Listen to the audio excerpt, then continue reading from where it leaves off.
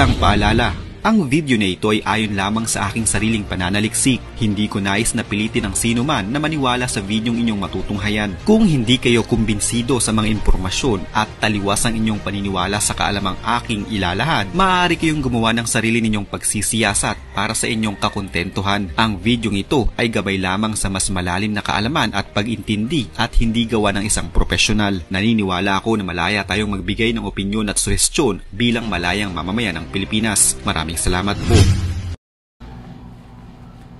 Magandang umaga, magandang hapon, magandang tanghali, magandang gabi sa inyong lahat. Saan ka mang parte ng mundo, sana po nasa mabuti kayong kalagayan. Ako po si Bong Lustre na bumabati sa inyo ng Merry Christmas and Happy New Year. Ako po yung nagsasabing pag walang knowledge, walang power. At ako rin po ang inyong pambansang Jologs ng Pilipinas. Ako rin po your kaibigang neighborhood. Una sa lahat, gusto ko lang po sanang batiin ng happy birthday si Alan Peter Cayetano, yung senador natin.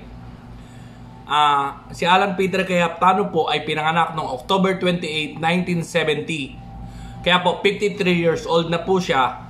Ang asawa niya po ay si Lani Cayetano. Kinasal po sila noong 2004. Ang kapatid niya po ay si Pia Cayetano, Lino Cayetano at si Rene Carl Cayetano.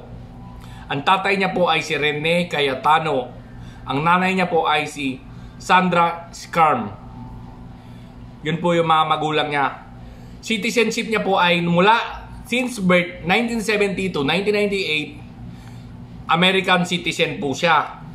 Mula 1999 hanggang ngayon, Filipino citizen na po si Alan Peter Cayetano. At saka siya po yung yung senador natin ngayon. Siya rin po yung nagsabi ng 10,000 kada pamilya ay hindi naman po nabigay. Kaya po, Alan Peter Cayetano, happy birthday po sa inyo. Sa mga makakapanood nito, i-share nyo po itong video na to para may makarating kay Senador Alan Peter Cayetano na may isang Bong Lustre na bumabati sa kanya ng happy birthday.